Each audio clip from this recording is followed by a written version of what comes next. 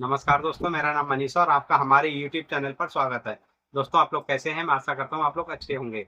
दोस्तों, जैसा कि आप जानते हैं, मेरा हार्डवेयर का छोटा-सा दुकान है और इसी दुकान से संबंधित मैं आपको नई-नई जानकारियाँ देता रहता हूँ।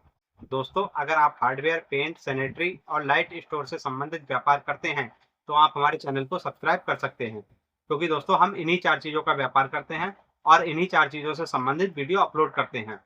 दोस्तों, आज की वीडियो में हम आपको बताने वाले हैं कि अगर आप हार्डवेयर का बिज़नेस स्टार्ट करने वाले हैं या स्टार्ट कर चुके हैं, तो माल कहाँ से परचेज़ करें? और अगर आप माल परचेज़ करते हैं, तो आपको माल परचेज़ करते समय क्या-क्या सावधानियाँ बरतनी चाहिए, ताकि आपके साथ किसी प्रकार की चीटिंग या फ्रॉड ना हो सके। और माल अगर आप बाहर से परचेज़ करते हैं, तो वो माल आपके ट्रांसपोर्ट के थ्रू आपके शॉप तक कैसे आएगा, ये भी जानकारी इस वीडियो में हम आपको देंगे।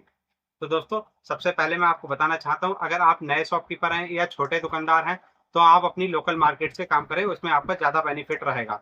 उसका कारण ये है कि अगर आप लोकल मार्केट से माल लेते हैं और कोई भी रिप्लेस करना है या चेंज करना है, कुछ भी उस माल में दिक्कत आती है, तो आप घंटे 2 घंटे में अपनी लोकल मार्केट में जाके उस माल का मतलब रिप्लेसमेंट करके और सॉल्यूशन निकाल लेंगे। अगर आप बाहर से माल परचेज़ करेंगे, तो उसकी रिप्लेसमेंट में बहुत दिक्कतें आती हैं। अगर आप नए शॉपकीपर हैं, तो इस चीज़ का पूरा ध्यान रखें। और अगर आप फिर भी माल बाहर से परचेज़ करना चाहते हैं, तो उसकी जानकारी भी मैं आपको दे रहा हूँ कि माल कैसे खरीदेंगे और ताकि हमारे साथ फ्रॉड ना हो सके। क्योंकि दोस्तों, मैं अपना अनुभव शेयर कर रहा हूँ। जब मैंने शुरुआती दौर में माल बाहर से परचेज़ किया था, तो मेरे साथ एक बार फ्रॉड हो चुका है और वो पैसे मेरे को आज तक वापस नहीं मिले। इसलिए हम आपको वो जानकारी देने वाले हैं ताकि आपके साथ ऐसा ना हो। दोस्तों, जब आप बाहर से माल परचेज़ करने जाते हैं, तो मैं आपको बताना चाहता हूँ कि एशिया की सबसे बड़ी मंडी दिल्ली है और दिल्ली में एक चावड़ी बाज़ार है। वहाँ पे हार्डवेयर और सैनिटरी का बहुत बड़ा मार्केट है। आप चावड़ी बाज़ार से अपना माल मँगा सकते हैं। वहाँ पर आपके साथ कोई चीटिंग ना हो, इसलिए आप इन चीज़ों का पूरा ध्यान रखें जो मैं अब बताने वाला हूँ। जब भी आप माल खरीदने चावड़ी बाज़ार जाएँ, तो इन चीज़ों का ध्यान रखें। पहला चीज़ ये है कि जब आप वहाँ पे जाएँगे, तो पहले उस दुकानदार से ये पता कर लें कि भैया हमें पक्का बिल चाहिए। अगर वो इस चीज़ पे तैयार होता है, तो आप उससे माल परचेज़ कर सकते हैं। पक्का बिल जो दुकानदार देगा, तो वो फिर चीटिंग आपके साथ नहीं कर पाएगा। कुछ और भी सावधानियाँ बताऊँगा जो आपको अपने ध्यान में रखनी है। जब आप माल परचेज़ करें, तो पहले तो आप दुकानदार से ये पता कर लें कि भैया, जैसे आप उदाहरण के तौर पे यूपी से जाते हैं, तो आप उस दुकानदार से पता कर लें कि भाई हम यूपी अपना माल लेके जाएँगे, तो हमें किस ट्रांसपोर्ट के थ्रू हमारा माल हमारे शॉप तक पहुँच सकता है। तो वो आपको उसकी जानकारी दे देगा कि फलाँ ट्रांसपोर्ट में आप अपना माल डलवाएँगे और आपका माल आपके शॉप तक पहुँच जाएगा। हो सकता है दुकानदार आपसे बोलने लगे कि हम आपका पार्सल ट्रांसपोर्ट के थ्रू आपके शॉप तक पहुंचवा देंगे। तो ऐसा बिल्कुल भी ना करें। आप उससे बातों बातों में ये जानकारी हासिल कर लें कि किस ट्रांसपोर्ट से आपका माल जाएगा।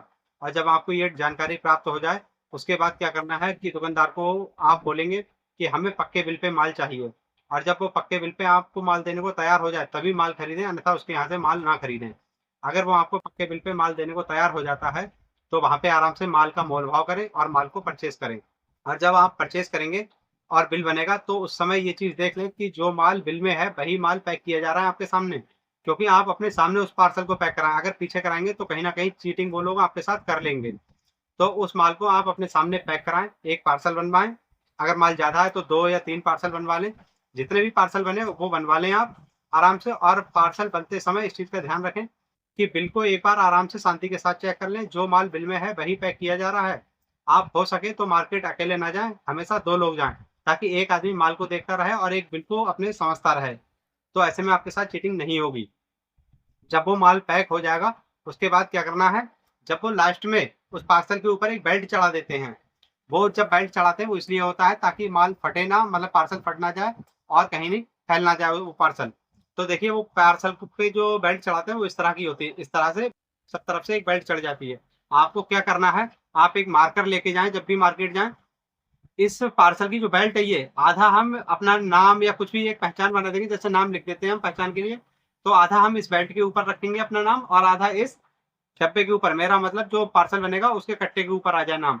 मतलब आधा बेल्ट पे और आधा कट्टे पे। इस तरह से हम उसपे एक पहचान बना देंगे, जैसे नाम लिख देंगे या कुछ भी लिख देंगे, ताकि हमारी पहचान रहे। क्योंकि अगर बेल्ट के साथ कोई छुआ-छेड़ी की जाती है, तो वो दोनों जो लिखे हुए हैं हमारे, वो दोनों हिस्से अलग-अलग हो जाएँगे। मतलब आधा नाम हमारा आगे-पीछे हो जाएगा, आधा आगे-पीछे हो जाएगा।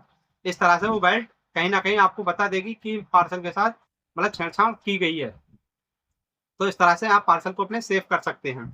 बिल बनने के बाद जब माल परचेज करके आप पार्सल बनवा लेंगे, माल परचेज करने के बाद आप जो पेमेंट करें वो दोस्तों हमेशा उसके फर्म के अकाउंट में करें। अगर वो आपको बोलने लगे कि इस फ़ोन पे डाल दीजिए या आप कैश दे दीजिए, तो ऐसा बिल्कुल भी ना करें।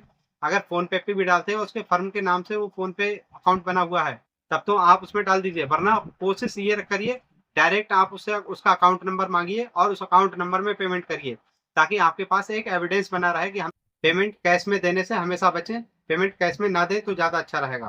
अब क्या करना है, जब वो पार्सल बन के तैयार हो जाए, और साथ ही साथ मैं आपको एक जानकारी दे दूँ कि अगर आप माल 50,000 से ज़्यादा का परचेज़ करते हैं, तो दुकानदार से आप ई-वे बिल ज़रूर बनवा लें। क्योंकि अगर 50,000 से माल ज़्यादा का है, तो फिर ई-वे बिल नहीं होगा तो आपको दिक्कत खड़ी हो जाएगी। हो सकता है दुकानदार आपसे बोलने लगे कि भैया ई-वे बिल का पैसा अलग दो, तो ऐसा नहीं होता है दोस्तों, ई-वे बिल इंक्लूड होता है उसमें, और उस दुकानदार की ज़िम्मेदारी है कि वो आपको बना के दे। मतलब इस जो भी जीएसटी जुड़ता है माल पे, जीएसटी के अलावा आपको कोई भी चार्ज नहीं देना है। जैसे हो सकता है पैकिंग का जो पार्सल बनता है, पैकिंग का पार्सल का चार्ज अलग ले लेते हैं कुछ दुकानदार, कुछ नहीं भी लेते हैं। तो आपको ई-वे बिल जनरेट करा लेना है उससे, अगर 50,000 से माल ज़्यादा का हो, 50,000 से कम का है तो कोई ज़रूरत नहीं है, आप खाली बिल ले लें। और 50,000 से जब माल ज़्यादा का हो जाता है, तो ई-वे बिल और पक्का बिल, मतलब जो माल का है, वो दोनों लेने हैं आपको, और उस पार्सल को उठा के एक रिक्शे से आपको ट्रांसपोर्ट तक लेके जाना है। जब आप पार्सल लेके और ट्रांसपोर्ट पे जाएँगे, तब वहाँ पे क्या करना है आपको, वो पार्सल जब आप ट्रांसपोर्ट वाले को देंगे, तो वहाँ पे एक वो बिल्टी बनाता है, मतलब एक तरह की एक बुक होती है, उसमें से 3 पर्चियाँ बनती हैं। 3 पर्चियों में 2 पर्चियों का यूज़ मुझे पता है कहाँ होता है, तीसरी का मुझे नहीं पता। तो मैं बताता हूँ कि पहली जो पर्ची होती है वो आपको मिल जाती है, दूसरी पर्ची ट्रांसपोर्ट वाले के पास रहती है, तीसरी पता नहीं कहाँ यूज़ होती है, मुझे नहीं पता। जो पर्ची आपको मिलेगी वो आपकी बिल्टी कहलाएगी, मतलब वो आपकी बिल्टी होती है। उसपे आपका नाम मेंशन होगा, और पार्सल कहाँ जा रहा है वो भी मेंशन होगा, और कितने वज़न का पार्सल है वो भी मेंशन होगा। ऐसे ही कई सारी जानकारियाँ उसपे मेंशन की जाती हैं। और जब वो बिल्टी आपको मिल जाए, उसके बाद आपका पार्सल सेफ हो गया, आपका सारा काम फ्री हो गए आप सारे काम से। आपका सारा काम हो चुका है। मतलब अब आपके साथ चीटिंग होने का मतलब नहीं बचता है। ऐसे करके आप वहाँ से माल को परचेज़ करें। अब वो बिल्टी लेके आप अपने शॉप पे या आप अपने घर चले आएँगे। उसके बाद जब आपके शहर में, मतलब आप जिस जगह रहते हैं या आपका जिस जगह शॉप है, जब आपके शहर में वो माल आ जाएगा, तब ट्रांसपोर्ट वाले आपको फ़ोन करेंगे कि भैया आपका माल आया है, आप उठवा लीजिए। तब आपको क्या करना है, वो बिल्टी जो आपको मिली है, वो बिल्टी लेके और आप उस ट्रांसपोर्ट वाले के पास जाएँगे। वो उस बिल्टी को देखेगा और आपको पार्सल दे देगा, जो पार्सल का चार्ज होगा, वो आपसे ले लेगा। उसके बाद आपका माल आपको मिल जाएगा, आप अपने शॉप पे ला सकते हैं। हमारे द्वारा दी गई जानकारी आपको कैसी लगी, कमेंट करके ज़रूर बताइए।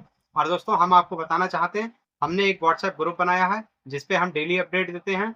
उस व्हाट्सएप ग्रुप का लिंक हम वीडियो की डिस्क्रिप्शन में आपको दे देंगे, आप वहाँ से जाके उस व्हाट्सएप ग्रुप को जॉइन कर सकते हैं। हमारे द्वारा दी गई जानकारी आपको कैसी लगी? अगर जानकारी अच्छी लगी हो तो इस वीडियो को लाइक करना और चैनल को हमारे सब्सक्राइब करना, और इस वीडियो को अपने दोस्तों के साथ शेयर ज़रूर करिए। धन्यवाद दोस्तों।